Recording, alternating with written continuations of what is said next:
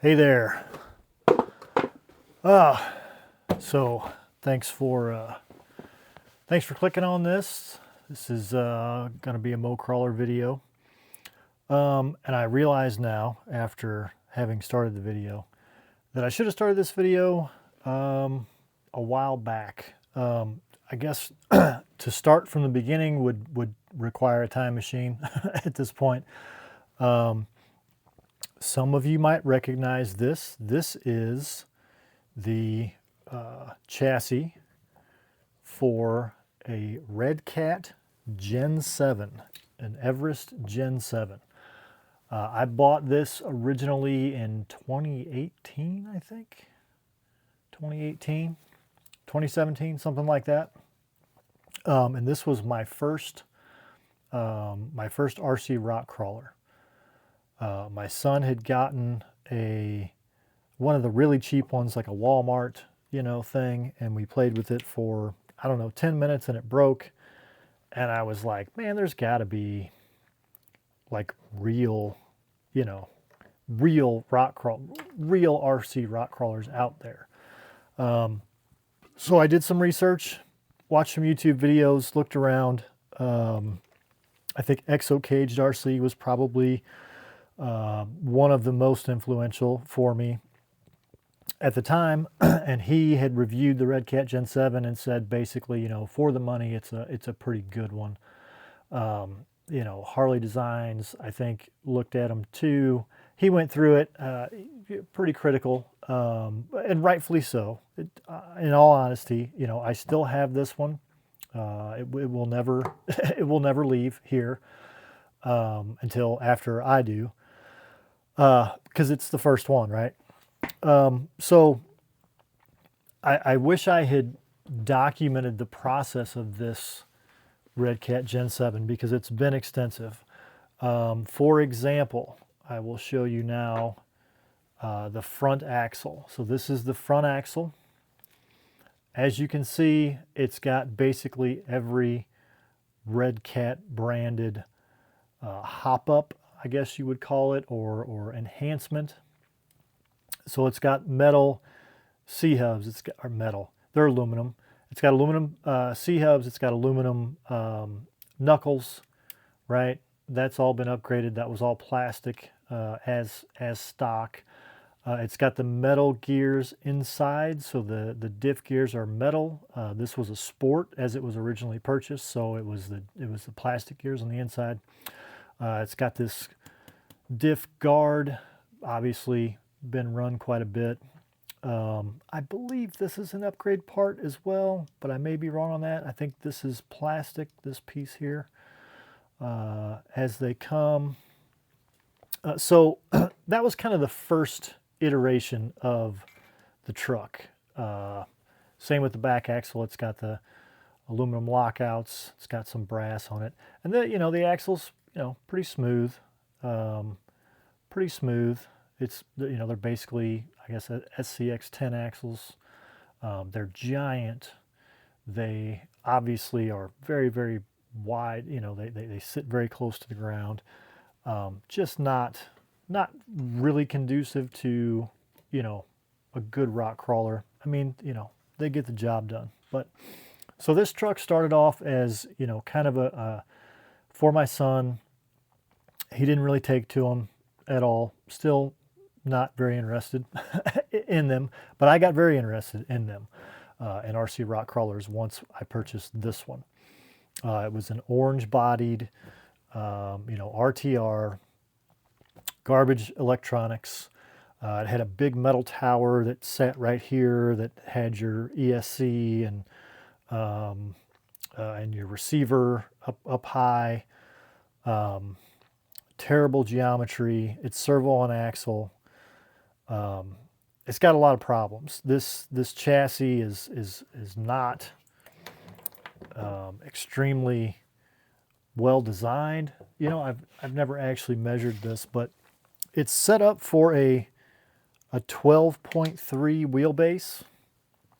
12.3, 12.5, something like that is what the Redcat body that comes on it. And it's an all right looking body. There's nothing wrong with it. But we long ago moved to this body. This is a Proline Forerunner, and it fits well. This body is a 12, it's a 12.5, well, 12.3, it's probably a 12.3 wheelbase, right? Pretty common. And that's the body that it wears today. But if you measure from, where one would logically locate the axles, because you've got the most room for up travel, right? Here and here. It's about 10 inches. So I don't know what they designed this chassis for exactly. I think the chassis is really, again, designed for about a 10-inch wheelbase. They ship it as a 12.3. The bodies that fit on it best are 12.3s, because at 10-inch wheelbase, you'd have way too much chassis sticking out the front and back to get them covered up. So I don't know. I don't know what's going on here with the chassis. So got it as a RTR. Drove it a couple of times, broke the steering servo. Steering servo gave up pretty much immediately.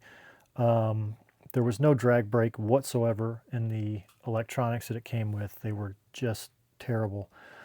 The wheels and tires are terrible. The axles are pretty terrible. There's really not much redeeming, to be honest, about the Redcat Gen7. The redeeming quality of the Redcat Gen7 is it got me into the hobby. And I think that's kind of, I don't, so if you're familiar with a channel called Crawler Canyon, he calls it the false economy. And I think there's a lot of truth to that. So people think that the Redcat, because they're cheap, you're going to get in there and get a really good deal. You're going to get a really good value, a good truck for cheaper than, say, a Traxxas or a Vanquish or an Axial, right? And that's not exactly true, because, again, there's not a lot on this truck when you buy it that's really worth keeping. But, as I said, it got me into the hobby. Next, I bought a TRX4 Sport. That thing has been built up and down, torn down, built up again, and I love it. I still have it as well. I'll go through it for you someday here. Now I own a Vanquish, a VRD that's pretty phenomenal, actually. It's a pretty phenomenal performer. Much more value in a Vanquish truck than what's in a Redcat truck, in my opinion. But all that being said, I want to keep this thing a Redcat, and I had done so until recently. It's a trail truck. It's not a rock crawler. It was not, I don't have any crazy aspirations of making this thing a competitive rock crawler, because with this chassis, that's not possible, I don't think. But what I want to do is I want to get rid of these chunky guys, because they're just too chunky. It's a straight axle. It's not portaled. This is prior to Redcat even offering a portal that I'm aware of. I think the Gen 8 was the first portal that they ever offered. And honestly, I mean, the Traxxas TRX4 was the only portal truck that I am aware of when I bought this one. Portals just weren't a thing yet. So now they are a thing. But I'm not going to put portals on this truck. But even as a straight axle, this thing, I mean, you can see how much lower the pumpkin is than the driveline here. You know what I mean? It's crazy, right? So you're not even getting straight axle clearance. Like, you're getting negative portal clearance or something on this thing. This sits so low to the ground that it's almost impossible to, even trail effectively, much less rock crawl at all. And I want this thing to be able to rock crawl as best as I can make it do so. So some of the things that I am redoing. One of the reasons that the body came off, the original body came off, the original bodies are very thin, and there are no sliders of any sort when you get this thing. So there's this big open space right here where that body kind of hangs over. You know, you've got your wheel and tire here, and then there's just this void right here. And a lot of times you would go over things and a rock or a stick or something would get in between the body that's out here and the frame, and it would just tear that body. We did it, I think, 3 times before I went to a different body because it just wasn't sustainable. I mean, it was literally like every time out you were just trashing a body. So at that point, I got these. These are from Wordy Made. These are rock sliders. I don't know what they're for. They work here. They're probably for an axial. I don't know exactly.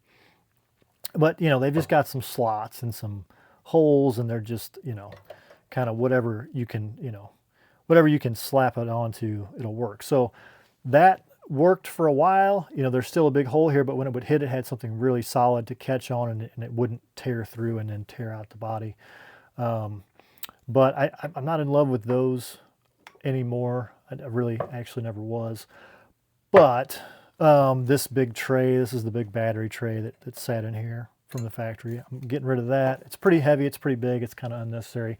You can see here that I just put some aluminum angle iron. It's 16th inch aluminum angle iron. Just cut 2 little pieces, bolted those in where this thing used to sit.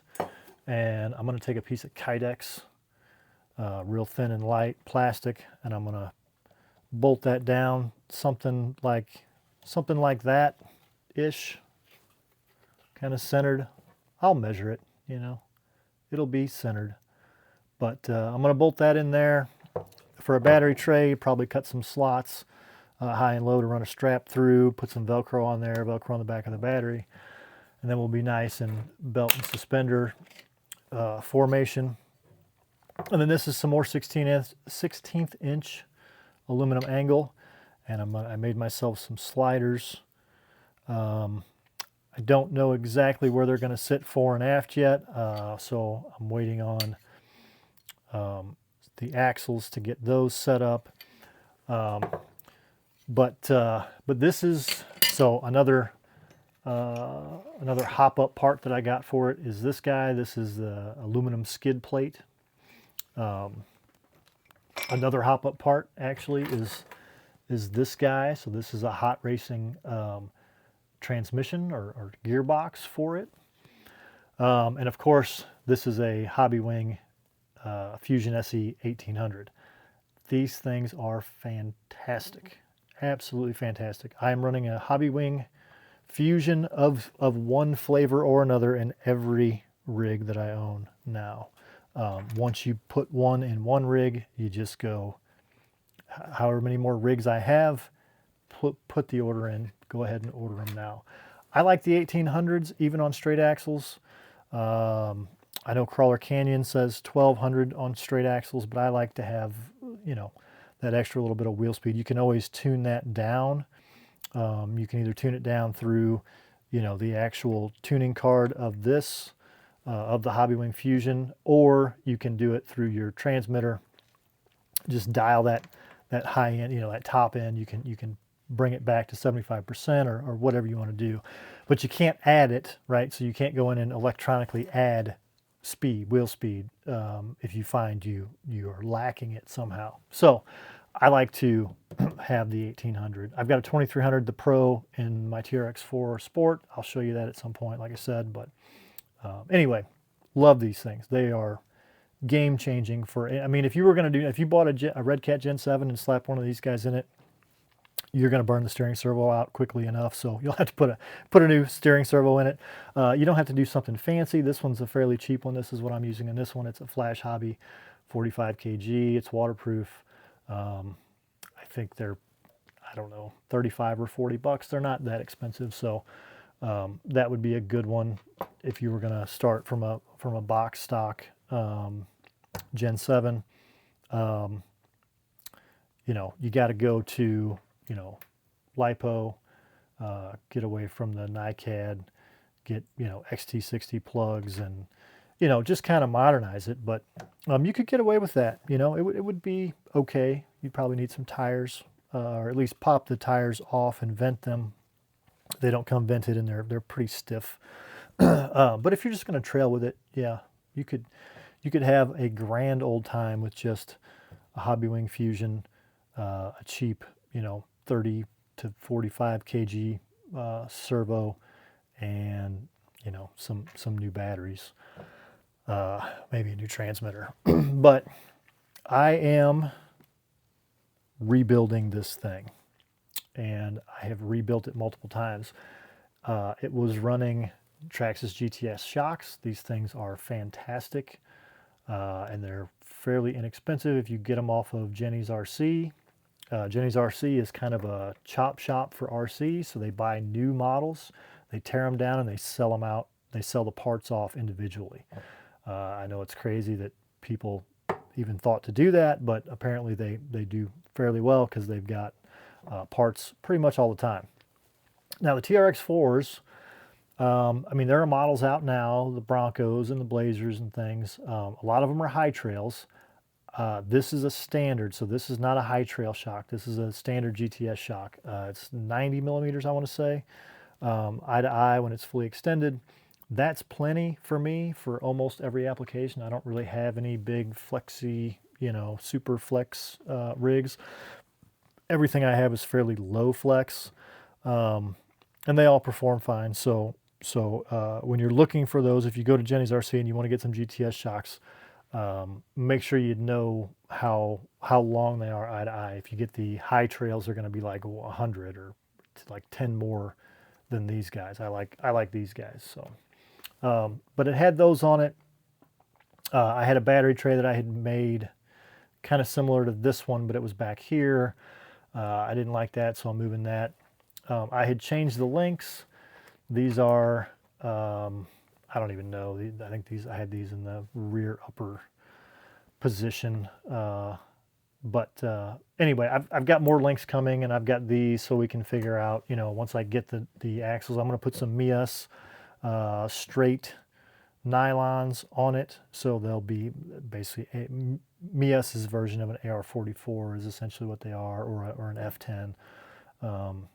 That's what I'm going to put on this thing. And another big thing is the Vader skid. So this is a Vader products. They make some pretty cool stuff. It's a Delrin skid for the Redcat Gen7. It takes the factory 3-gear gearbox, and it moves things around a bit. But I guess shout out to Vader products. I bought it. Vader products has no idea who I am. But I do like their products. I've used several of their skids and other things, so I don't think you'll get hurt if you have a need for something and Vader makes it. I would recommend buying it because they do a good job. So new skid, new axles. Obviously that means new links because everything's going to be quite a bit different. The really strange thing, and I'll set this kind of under here to illustrate my point. Kind of one of the strange things about the Redcat Gen7 is the lower links. So first of all, not always a problem, but not necessarily ideal. The shocks and the links, the lower links, are co-located. So you've got to jam the bottom of this shock and the link right in that same spot and run a bolt. One bolt and nut holds all that together. And it's not necessarily a deal breaker if they're located properly, so that you get the link in a good position and the shock. This thing has so little steering throw. It's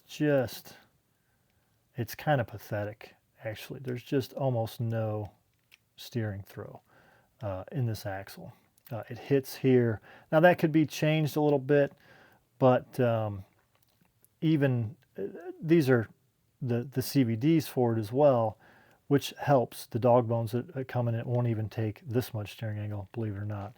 But so I mean, it doesn't stutter really. You know, those they have plenty of articulation in the CVDs here, but it's just not good, and there's not a great way to get more. And again, even if there was, this pumpkin hangs down so low that it's kind of a deal breaker anyway. But even with this small amount of steering throw, when you stack, and these are made to go on the outside, because again, you saw the skid, right? There is no mechanism for mounting a link to this skid. So they have to be mounted to the chassis.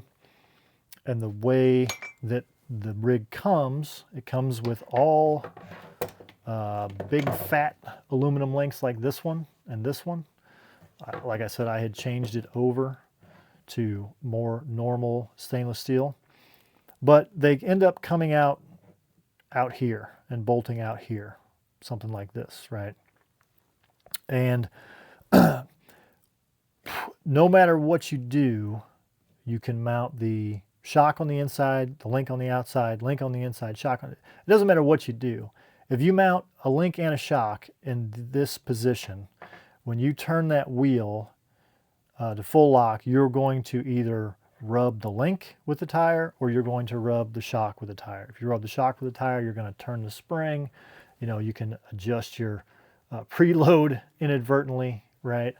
And if you have kind of lugs, I'm actually running hunks on this one. I had been running hunks on it, and it will just pop, pop, pop, pop, pop, pop. That lug will just pop on this, and you're wearing your tires out, and it's annoying, and it shouldn't be that way. So that's one of the big reasons that I'm getting rid of these axles. I want more steering angle, and I want better link geometry.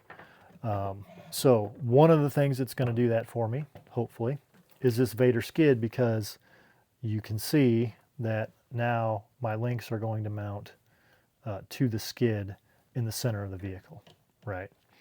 So that's kind of step one, or one step of this whole process.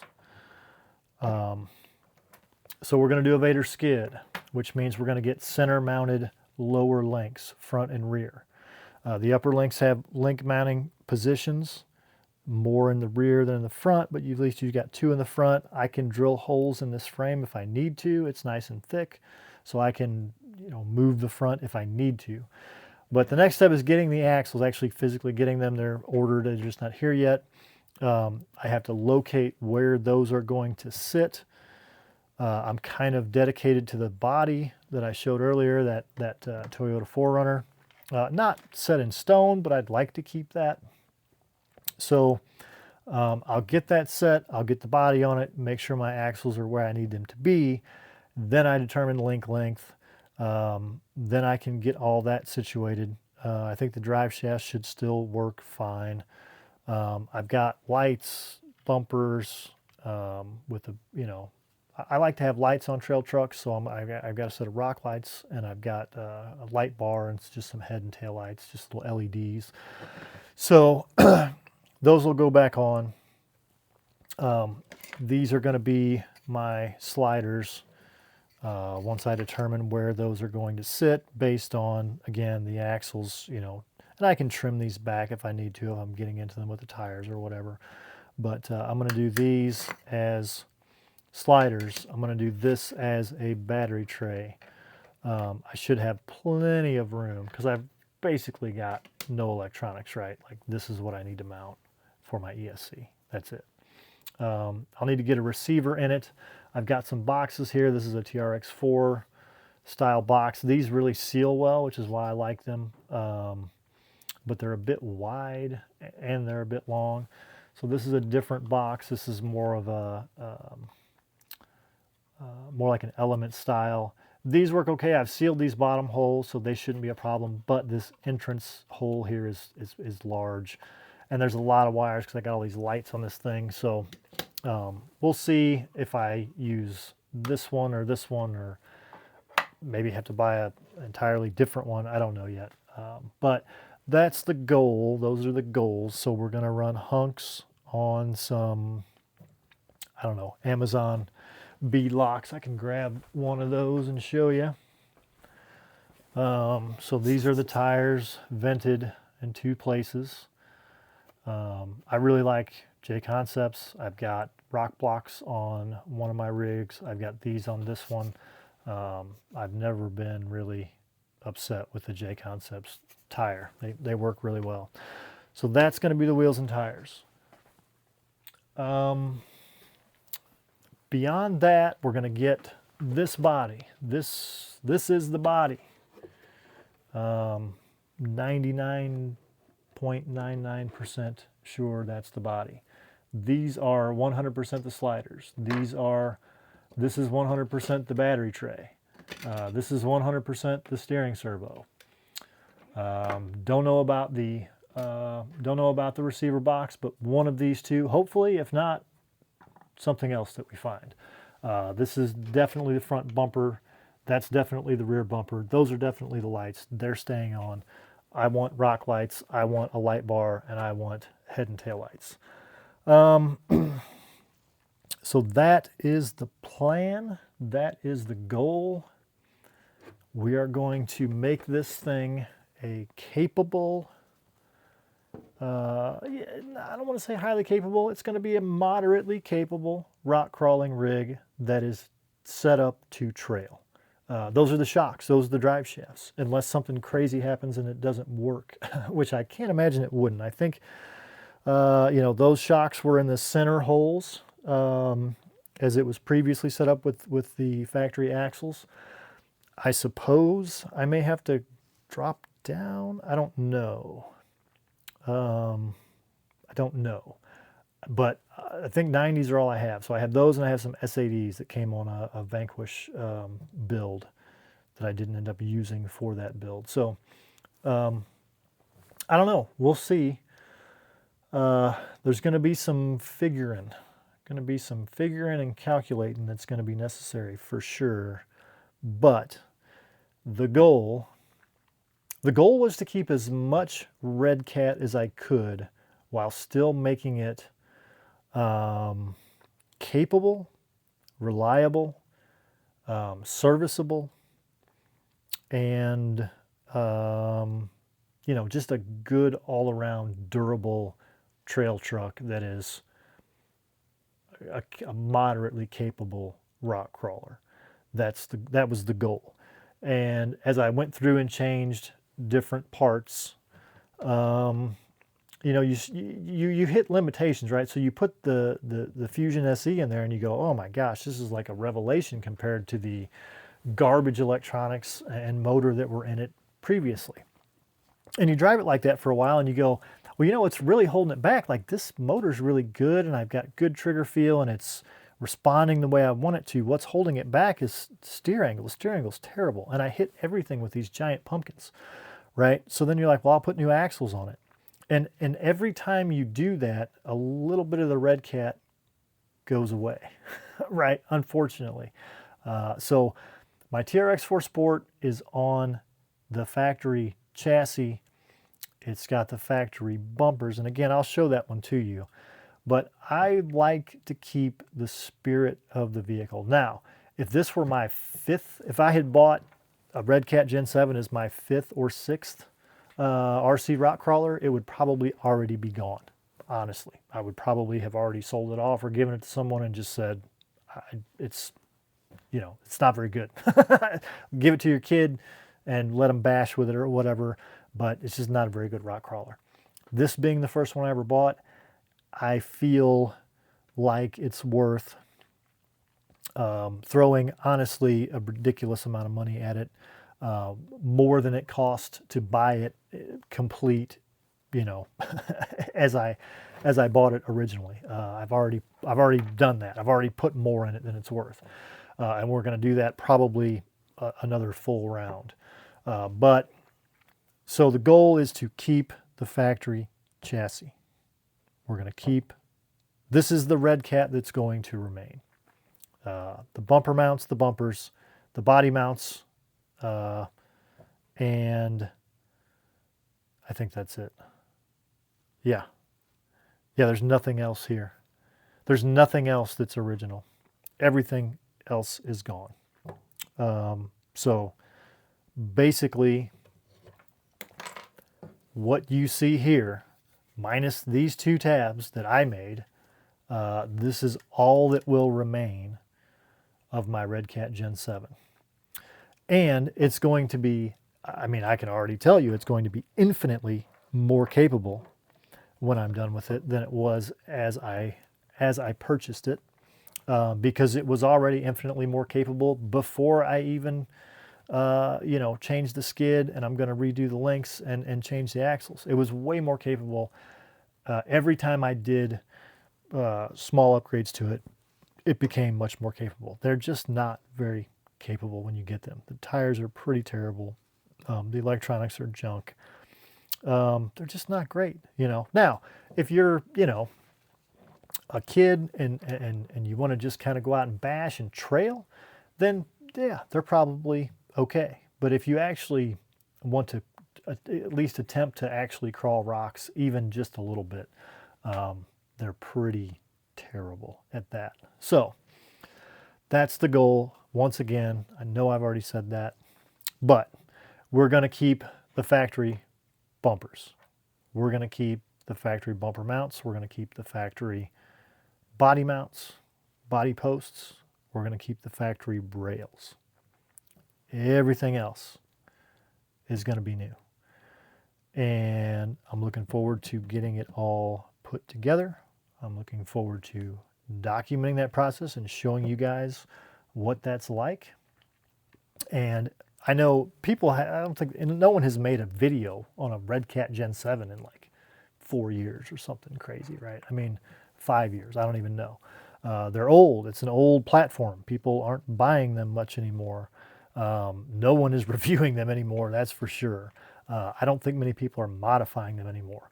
But again, this is my first one, so it's going to get tinkered with and modified and quote-unquote fixed until I'm happy with the fixes. Now, I have a carbon fiber chassis coming as well. It's not a Redcat chassis.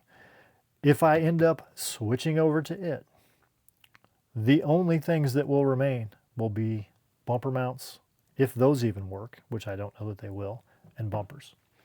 That would be tragic. I don't want that to be the case. I want that chassis to come and sit here for however long it takes for me to get up the idea and the gumption and the finances to start an entirely new build.